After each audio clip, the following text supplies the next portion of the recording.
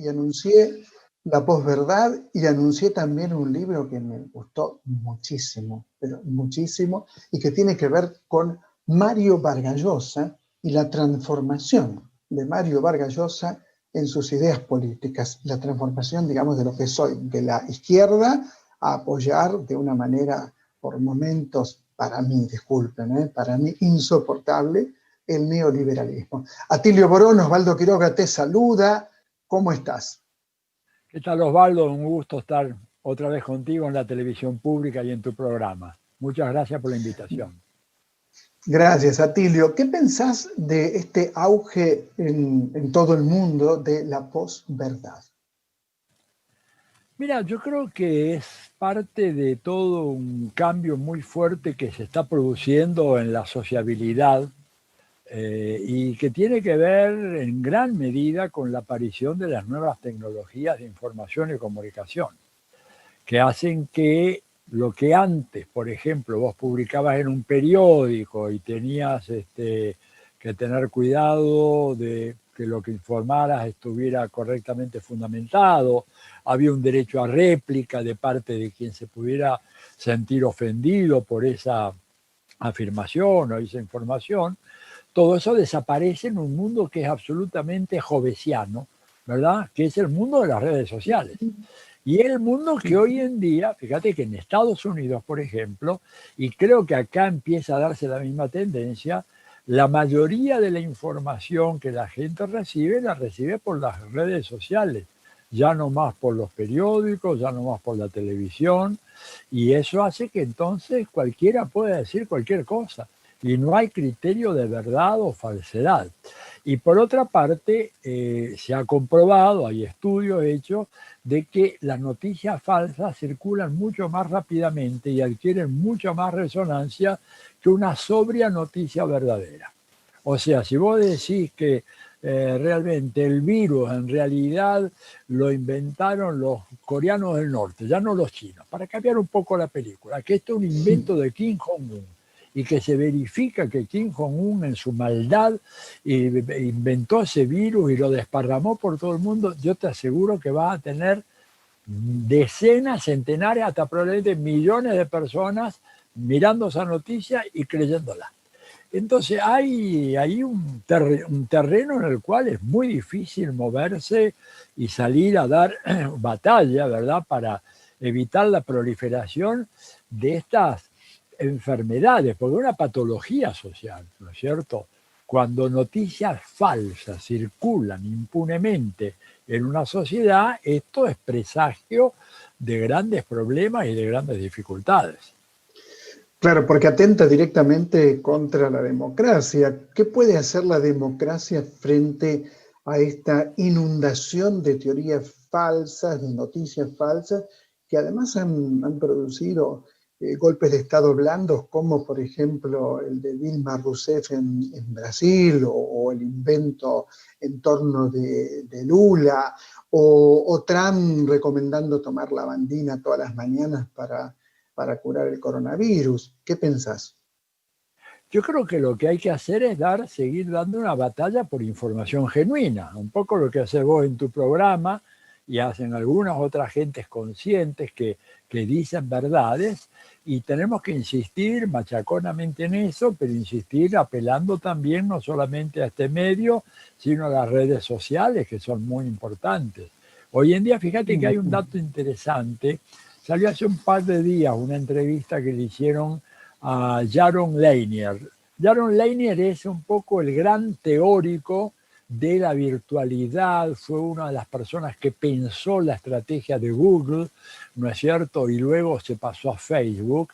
Y han reproducido en una entrevista que se le hizo en Estados Unidos hace ya un tiempo, la reprodujeron acá hace 3 o 4 días atrás, y en donde él dice que Google y Facebook en realidad son imperios de modificación de conductas, y que son en tal condición, imperios de modificación de conductas, son elementos profundamente deleterios o debilitantes de la democracia, y que la democracia tiene que defenderse de alguna manera, imponiendo algunas normas que impidan la proliferación de noticias falsas o de difamaciones irresponsables que se hacen y que se multiplican por miles, e incluso impedir, por ejemplo, esto que se llama la granja de robots, en donde vos tenés ahí de repente 1.000, 1.500, 2.000 robots informáticos que disparan todos los días noticias,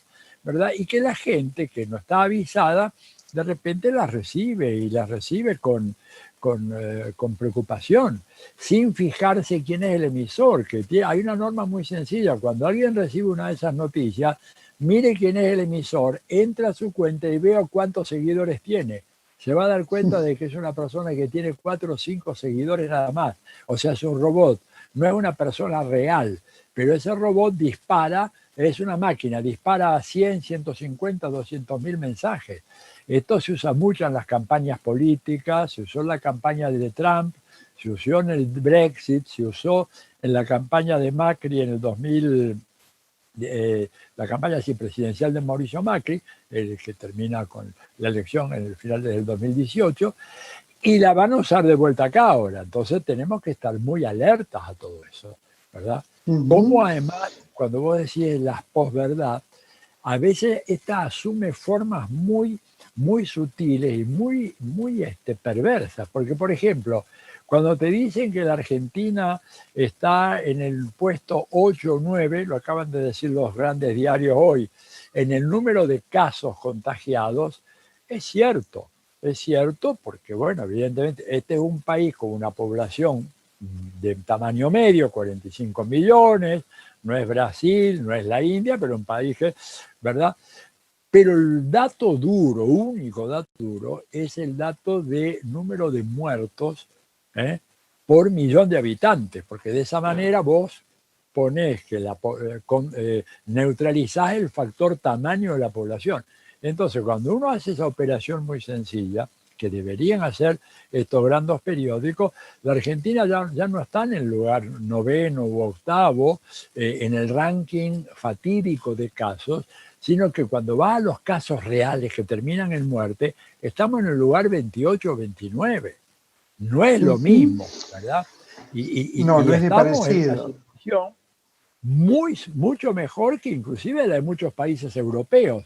No te dicen eso, te dicen lo otro, te engañan. No es que sea todo falso, porque evidentemente estamos en ese ranking en número de casos, pero cuando miramos el dato duro, que son los muertos por millón, ahí estamos muchísimo mejor que España, que Italia, que Suiza, digo, pero ese dato no te lo da. Disfruté mucho, Atilio, del Hechicero de la Tribu, tu último libro, y esta sorpresa, no sorpresa, hace muchos años que no es sorpresa, pero Mario Vargas Llosa es un hombre que aprovechó y aprobó la Revolución Cubana, de pronto hoy es el líder del neoliberalismo en cuanto a pensamiento. Hablemos de tu libro. Mira, sí, a mí me interesó mucho. Primero porque creo que uno contempla con una cierta tristeza cómo un personaje, un gran escritor como Mario Vargas Llosa, ¿verdad? Uno de los más importantes del famoso boom latinoamericano, y que ha escrito obras realmente impresionantes, ¿no es cierto? Como Conversación en la Catedral es un texto absolutamente inolvidable, como lo es El sueño del Celta, como es La ciudad y los perros. Digo, es un escritor extraordinario, no está en cuestión eso, ¿verdad?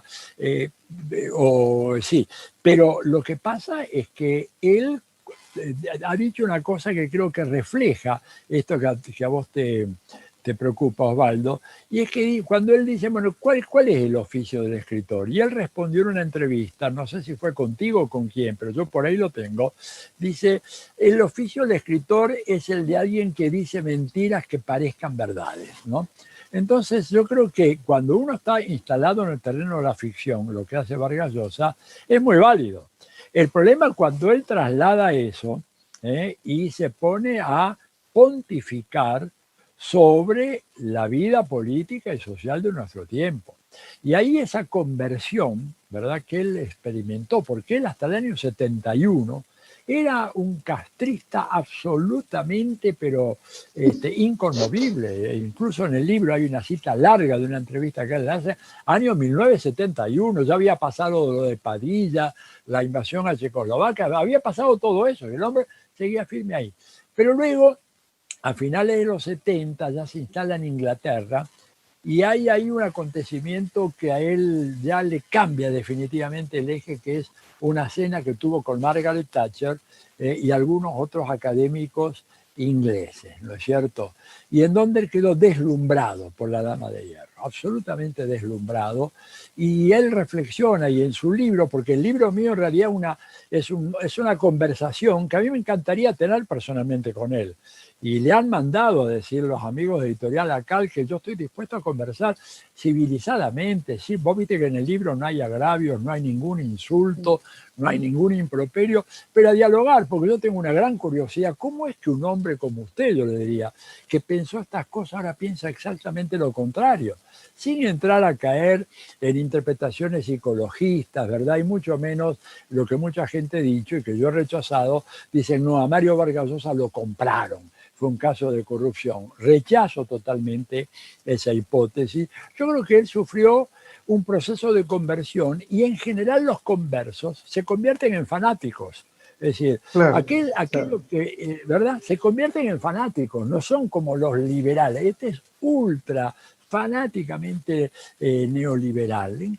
Digo que uno lo compara con otros, con algunos de sus héroes que él examina en su libro. A ver, no podía uno decir lo mismo de Ortega y Gasset, por ejemplo, que es una de las 7 figuras que a él lo han guiado en este trayecto. Ortega y Gasset no era un fanático, Isaías Berlín no era un fanático, sí lo era Friedrich von Hayek. Von Hayek era un personaje absolutamente fanatizado, pero Isaías Berlín no era un fanático, Adam Smith no era un fanático.